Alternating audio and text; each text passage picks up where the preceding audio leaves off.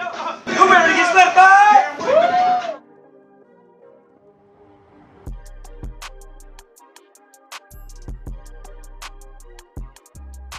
So I've always been an entrepreneur, but my background is in TV. I was a casting director before I started Slutty Vegan, and I also had a restaurant prior to. And it was just divine. I feel like the time that Slutty Vegan was born, I was in my element and it was alignment because I knew that I was getting ready for something big. I just didn't know exactly what it was. So one day I was sitting in my house and it hit me like a light bulb and I'm like, oh my gosh, Slutty Vegan. And because I wanted some vegan junk food. I was living in Atlanta. I just relocated back here. And it was one of those concepts that I really didn't want to share with people because I knew it was so good. But the funny thing about it is I wasn't thinking big enough because it was only supposed to be a ghost concept. I went in the kitchen, started creating recipes.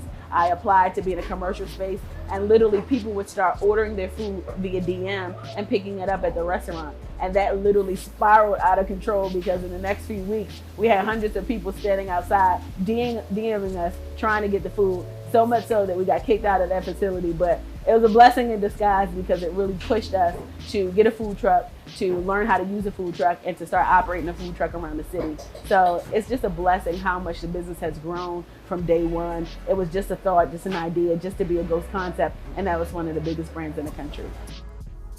A lot of people ask me what I changed about the last business to the new business in order to get this kind of success.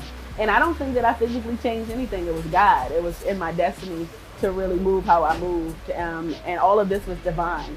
Like I had a restaurant in 2014. It caught fire, so I lost everything in that fire. And then I started working in TV, and then I got Slutty Vegan. But the course was already written. I was just reading. And because I was just reading, I was just unfolding those pages, and things happened exactly how they were supposed to happen. And if I could do anything different, I wouldn't change a thing because literally that story was already written.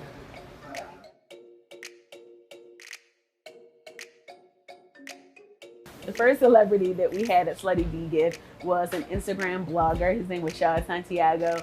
And it was actually like a very organic connection because we had a mutual friend and that friend wanted him to try the food so bad. So when he tasted it, he was pleasantly surprised because he wasn't vegan and he was able to like extend it to his network and so many people started following us based on that. So it was pretty exciting to know what a celebrity outreach can do. And from that point on, we had everybody you can think of. We had Tyler Perry, we had Omarion, we had Megan Good, we had Cory Booker, we had everybody from A to Z.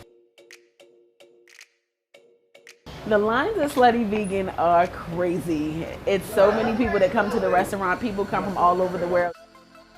They come from Kenya, they come from London, Ohio, Europe, anywhere that you can think about, they're coming from Slutty Vegan. And the cool thing about what we do here at Slutty Vegan is we call out people. So if it's their first time, we call them a virgin and we ask them where they're from. Hey y'all, we got 2 happy virgins leaving for Charlotte and getting up Carolina.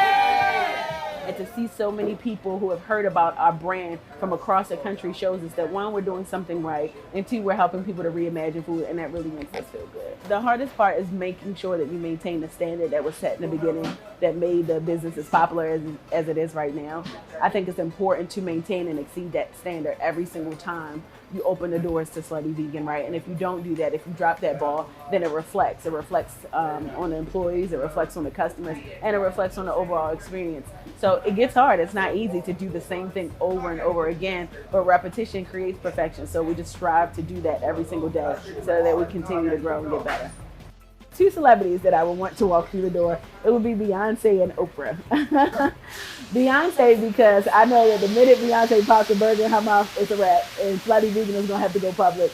I used to work for her company, and Oprah is just an inspiration to me, and I admire all that she has done throughout the years and everything that I've watched her do while growing up. And I like to call myself Popra, so if I get the opportunity to be her, that would be awesome too. I am most proud of the fact that I can make my mom proud. I grew up to Jamaican parents, and my dad did 20 years in prison. I watched how hard my mom worked. She worked 4 jobs to take care of us. You know, so to make my mother proud, to make my family, to make her proud, it shows me that I'm doing something right. To be able to be that person in my family to lead our legacy to a place that when I'm long and gone, people will be able to tell the story, how somebody in their bloodline has changed the course and the dynamic and the progression of our people, and that makes me feel good. So I'm proud to know that I make my mama proud. I will be franchising one day. Right now, I'm really focused on making sure that we curate a brand so authentic and so original that it can't be duplicated anywhere else. And what that's going to require is the people who are part of the core to really take the brand to the next level. And then we'll probably dish out a franchise. Because to me, to be honest, it's not about the money. It's about the experience. It's about how we make people feel. And we want to be able to duplicate that in every single restaurant that we go. Slutty Vegan has done very well in the last year. Slutty Vegan has done very well. Exceedingly well for a business that's only been in its first year. I think that we've made history with that.